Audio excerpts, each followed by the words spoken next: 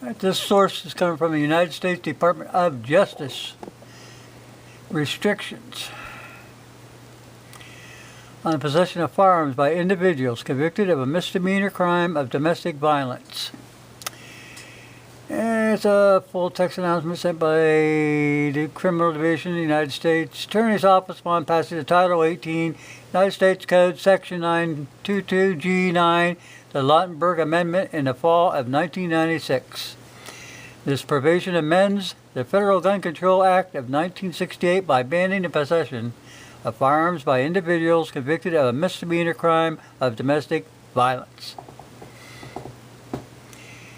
The 68 Gun Control Act and other amendments codified prohibit anyone convicted of a felony or anyone subject to a domestic violence protection order from possessing a firearm.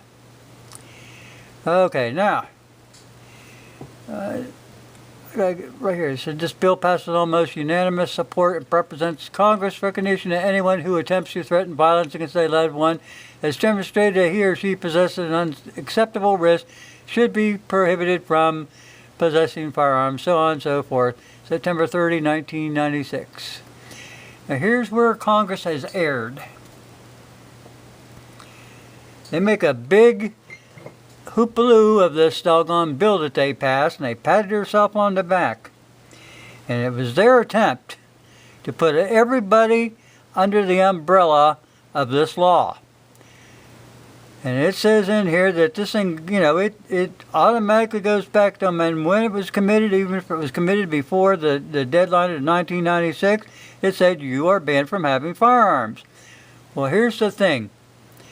Did they ever go after any policeman, any military, or any civilian that had these attempts, had firearms before this 1996 law? The answer to that is no, they did not. They didn't ask them to turn them in.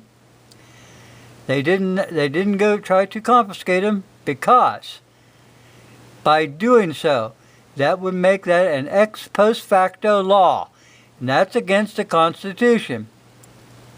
Article 1, Section 9, no bill of attainder or ex post facto law shall be passed.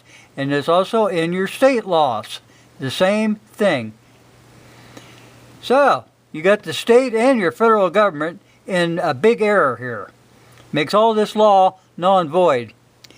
They cannot pass any ex post facto law.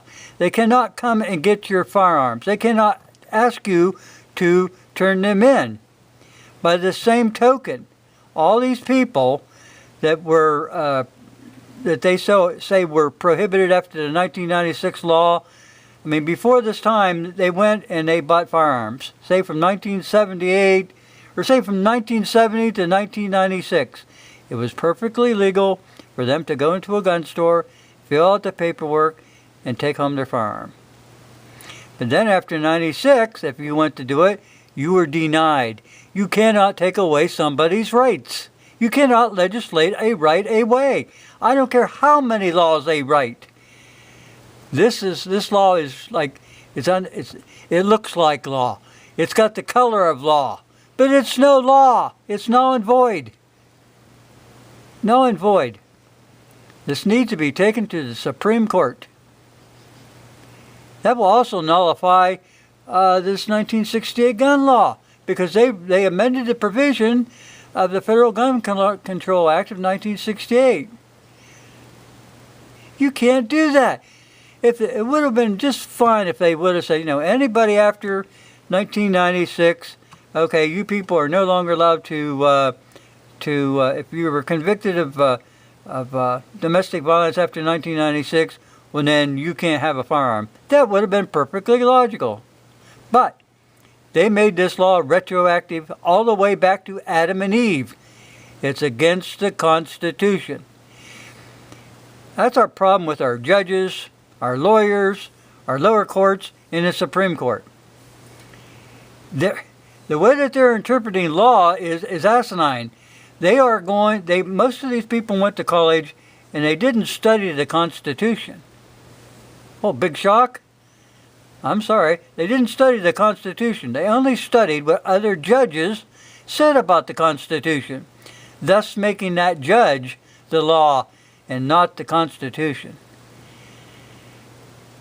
They've got to understand the Constitution. They've got to understand what it was said in the Federalist Papers. That was original intent.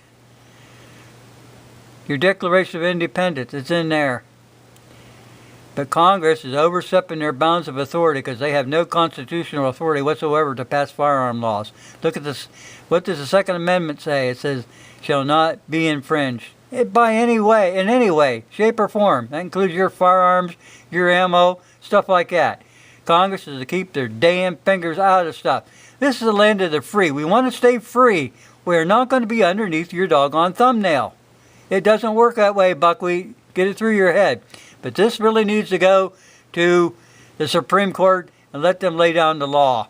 Because this is going to do away with a hell of a lot of shit that's going on in Washington, D.C. right now. They've got to stop this. Okay, thanks for watching. I'll put a link in.